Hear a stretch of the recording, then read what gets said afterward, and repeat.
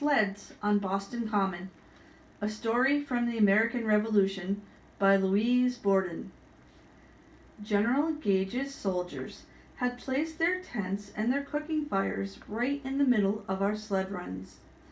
They had broken the ice on the Common's ponds so no one could skate, and they had knocked down the snow forts the town boys had worked yesterday to build. We were steaming mad, all four of us.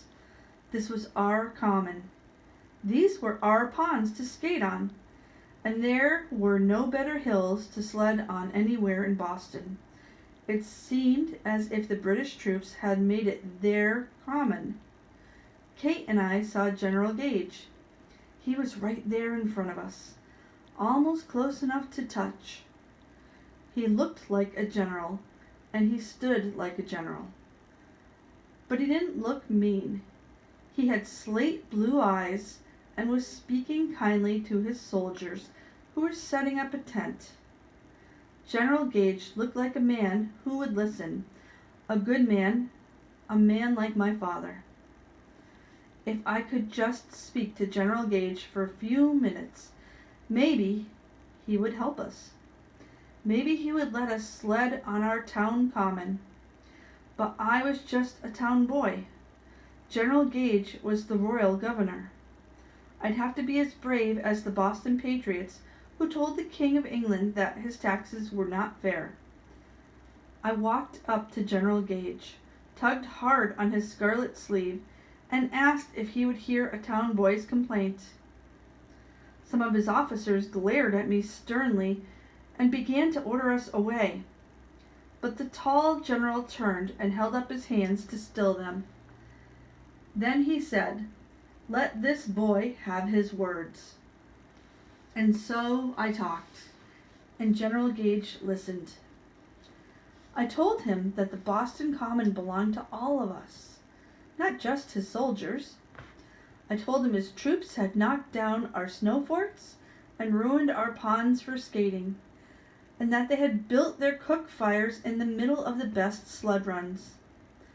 Then, with Colin and Ben and Kate right beside me, I said, "And it's my birthday, sir, and I wish to use my new sled on the steepest hill in our town, but I can't, you see, because of your men, and we have to be back at our school by 2:00 for our lessons."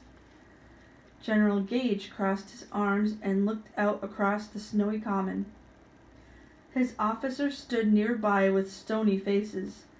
No one spoke a word. Then General Gage asked me my name. "Henry, sir," I said, standing as tall as I could. "Henry Price." "Henry," the general nodded.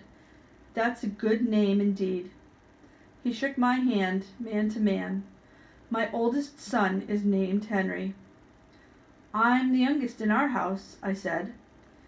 "You may be the youngest," said General Gage, "but you have the courage of a good soldier, as well as the spunk of your local rebels." He turned swiftly on his heel to one of his officers.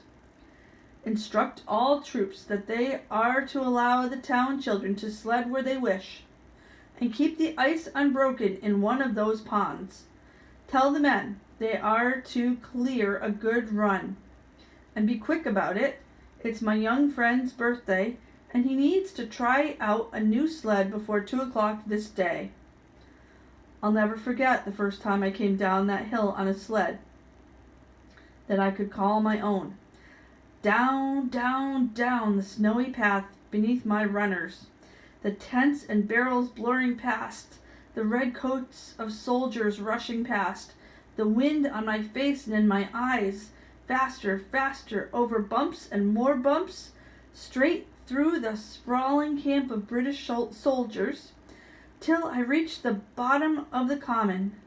Then slower, slower, slow, till I slid to a stop, never wanting that ride to end.